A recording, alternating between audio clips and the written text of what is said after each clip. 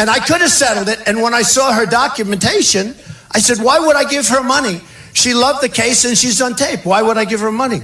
Probably should have settled it, but I just can't do that. Mentally, I can't do it. I'd rather spend a lot more money and fight. No, you got to. You got to. Hey, would have been much easier if I settled. It would have probably been cheaper, but I don't care. It would have been much easier. It would have been cheaper. Would have been much easier, but just so you understand. So these people, all it is people put up something, and now they get letters. Oh, can you get your money back? Oh, we'll get our money back. Yeah, let's join. The Attorney General of New York, this is all a civil case, by the way. It's a simple civil case. The Attorney General of New York meets with Barack Obama in Syracuse. The following day, he sues me. What they don't say is I believe $15,000 or a lot of money was paid to the Attorney General by the law firm in California that's suing me. See, I'm giving you sort of a life experience because isn't this more interesting than talking about trade? Trade is easy for us. Trade is easy, but this is sort of life. This is almost like a story on success because this is the way the world works. This is sort of the way the world works. So the Attorney General gets a campaign contribution from the law firm that's suing me. All of a sudden, the Attorney General, his name is Eric Schneiderman, not respected in New York, doing a terrible job, probably is not electable in New York, but who knows. And he meets with Obama, gets a campaign contribution, I think it's $15,000. And all of a sudden, he meets with Obama in, I believe, Syracuse. And the following day or two, he brings a lawsuit against me. Now, much of that lawsuit has been won by me. He's appealing it. It's on appeal right now. But much of that case, it's a long time already, but much of that case, we won. It's won. I don't mean we settled. We've won much of that case. They missed the statute of limitations, and most of it is going away. But nobody writes that. Nobody wants to write that. The rest of it, we're doing very well. We have a very hostile judge because, to be honest with you, the judge should have thrown the case out on summary judgment. But because it was me and because there's a hostility toward me by the judge, tremendous hostility, beyond belief. I believe he happens to be Spanish, which is fine. He's Hispanic, which is fine. And we haven't asked for recusal, which we may do. But we have a judge who's very hostile. Should have been thrown out, wasn't thrown out. And I say, I'd rather go to court. Because when you go to court and you have witnesses get up there and then they have to say, but why did you sign a document saying that you love the school, et cetera, why should you pay money for that? So I just wanted to give you a little bit of the parameters because you keep hearing about Trump University. So it's a civil case. It's a sleazebag law firm that does these class action cases. They're very routine. And I will win the case in the end. I just didn't want to be forced to settle, and I could have settled it before I did this, and I knew somebody would try and use it for publicity, but I believe I can turn it around just to show you how dishonest these people are, and that's the case. And just to finish, if I didn't have a hostile judge in California, this case would have ended years ago, would have ended a long time ago. Okay, are you ready? So that took place with Rubio. Rubio is going nowhere. I think he's going nowhere. Hasn't won at all. They're fighting. Now what they want to do is they want to take Trump on individually. They're all fighting. I saw this morning. We should get out. This one should get out. That one should get out. Kasich should get out. Who's a nice guy, by the way, even though, but he's a little tougher than you think. He's another one. He's very nice. Oh, that's so terrible. You're fighting. Oh, it's so terrible. It's so terrible. He's always on the end, close to getting out. When you're on those end positions, I won't mention what I told other people, but when you're in the end position, that means it's close to over. But every time these two guys were hitting me, he looks like, oh, that's so terrible that you guys are fighting. We should have peace. That's all good, but the worst ads that were taken against me were taken by Kasich. And, he's such a nice guy, and he is, he's fine. But I'm in New Hampshire, which we won. By the way, we won New Hampshire. We won Nevada. We won Nevada. We won South Carolina. It was so beautiful.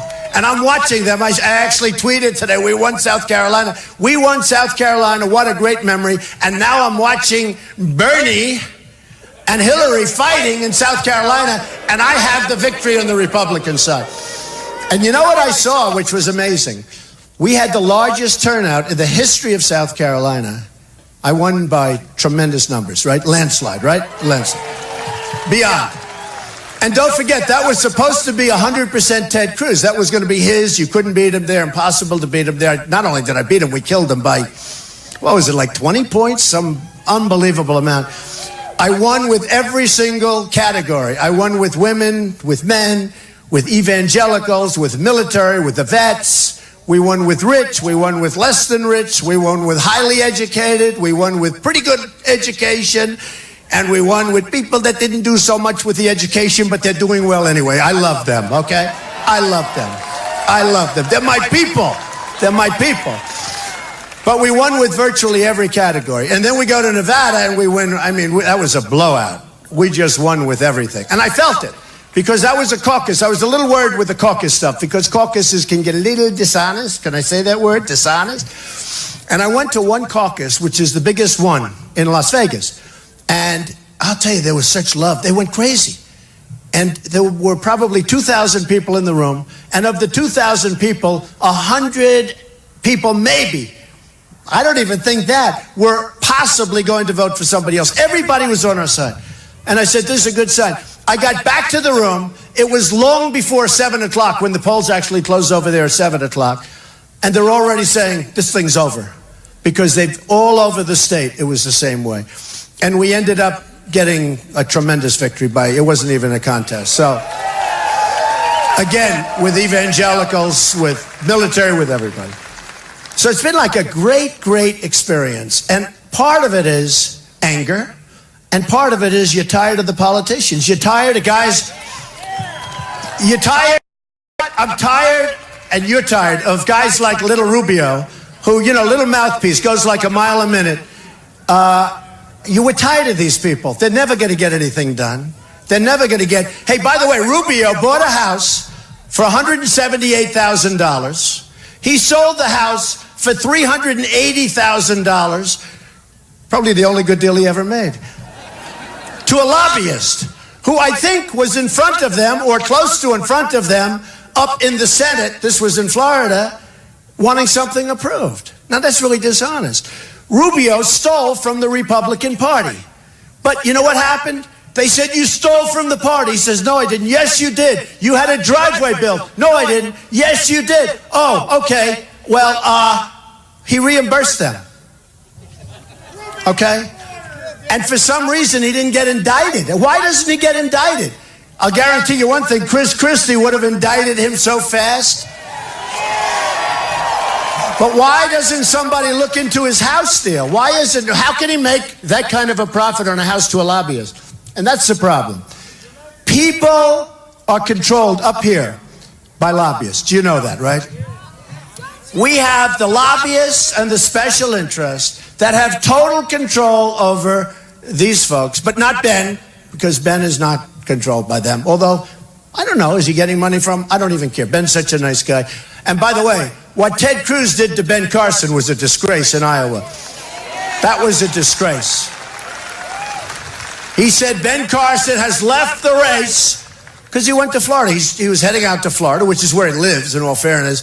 Ben Carson has left the race and vote for us. And at caucus, you can actually take the people and walk around. I don't like caucus. I like where you walk in to a voting booth, you walk, you vote, and you leave, like what you people are going to do, okay? I don't like this caucus stuff. But they said Ben Carson has left the race.